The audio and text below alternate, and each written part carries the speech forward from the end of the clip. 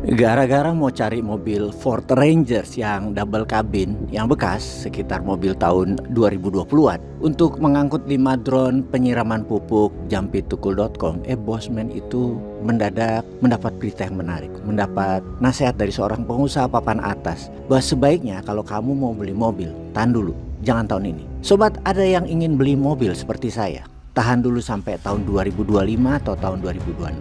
Harganya dijamin akan turun. Harga mobil apapun yang kalian minati pasti akan turun harganya. Harga baru tentunya. Kalau mobil bekas lebih turun lagi harganya. Kok bisa? Semua itu akhirnya terjawab dengan sebuah klik nyantol di kepala. Yang kemudian saya pun berkomentar dalam hati. Ini nih yang Indonesia harus tiru segera. Kalau perlu sejak 5 tahun yang lalu.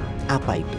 Sebelum kita menjelaskan tentang turunnya harga mobil, kita bicarakan tentang geopolitik dulu. Kita tahu Tiongkok lagi kampanye bahwa dia bukan negara penjajah kolonial, namun mereka adalah negara dagang, bukan negara imperialis. Sementara negara imperialis itu atau penjajah itu adalah Amerika dan Blok Barat. Untuk kedua hal ini, kedua superpower saling tuduh, saling silang dalam propaganda cuci otak media. Kita sederhanakan, imperialis adalah negara yang mencaplok dengan kasar dan kejam. Harta, kekayaan alam, wilayah yang diambil semua tujuannya agar kekayaan tersebut dan kepemilikan tersebut semuanya untuk mereka, negara imperialis. Yang namanya Amerika itu ya imperialis, Inggris imperialis, Prancis juga imperialis, Sekutu Barat itu imperialis. Intinya kita tahu selama negara tadi untung besar, mau pakai cara kasar atau cara halus, yaitu mereka imperialis. Kalau yang disebut perdagangan harusnya fair trade, sama-sama untung. Dengan cara hard power ternyata makin kesini banyak negara yang makin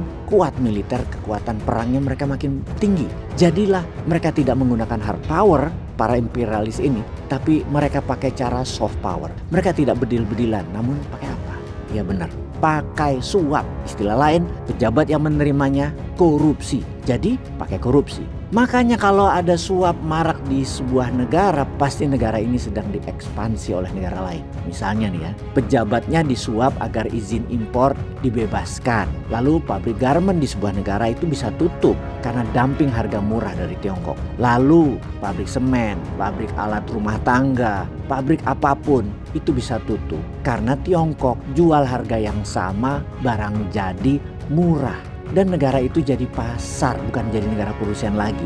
Jadi pasarnya Tiongkok. Karena merugi kalau buat barang di negara tersebut. Kalah dengan harga barang jadi dari negeri Tiongkok. Strateginya sekali lagi pakai suap. Yaitu untuk mengubah regulasi, ubah aturan.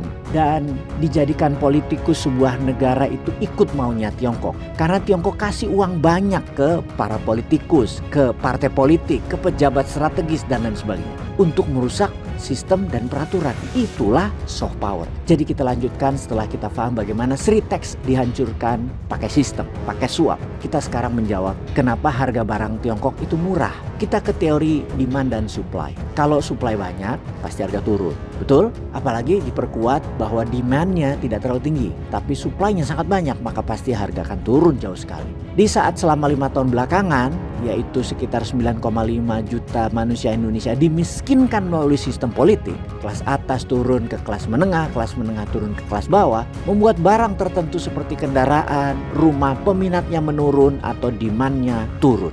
Lalu kita ke mobil sekarang. Perusahaan mobil dan penjual mobil strateginya untuk mendapatkan pelanggan ke depan akan menurunkan harga. Untung setipis mungkin. Kalau bisa misalnya harga mobil yang 500 jutaan, pengusaha itu untungnya 50 jutaan. Maka diturunkan untung 10 juta nggak apa-apa, diskon 40 juta. Apa yang dilakukan Tiongkok? Mobil-mobil Tiongkok bukan dijual di harga 450 jutaan di mana pengusahanya nggak untung. Tapi dijual 350 jutaan. Rugi 100 juta per mobil kalau perlu. Kok mau jual rugi? Karena ternyata setiap penjualan mobil, terutama mobil listrik ke luar negeri, keluar Tiongkok, pemerintah Tiongkok memberikan insentif sebesar 20 hingga 30% dari harga jual standar mobil tadi. Jadi kalau mobil itu nilainya 500 jutaan, ada 100 sampai 150 jutaan pemerintah Tiongkok mensubsidi. Kalau kita beli mobil Tiongkok 350 jutaan, pengusahanya nggak rugi? Ya enggak. Lalu Pemerintah Tiongkok rugi? Ya enggak juga. Mereka printing money berbasis proyek ekspor kok.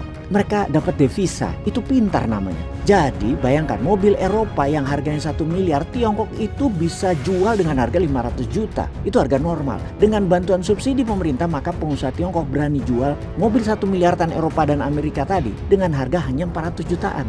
Lalu mobil bekasnya bagaimana? Mobil bekas seperti Wuling, BYD setahun 2 tahun turun lagi 30%an. Bayangin, Anda bisa beli mobil standar Eropa nilainya 1 miliar tan, merek Tiongkok hanya 250 jutaan. Apa nggak gila itu bisnis mobil ke depannya? Mobil Eropa, mobil Jepang, mobil Korea, mobil Amerika mau turun sampai berani berapa mereka itu? Itulah hebatnya Tiongkok. Jadi kapan Indonesia meniru ekonomi model begini? Masih bilang printing money bikin inflasi? Sekolah di mana lu? Sekolah di doktrin Amerika pasti ya? Peace.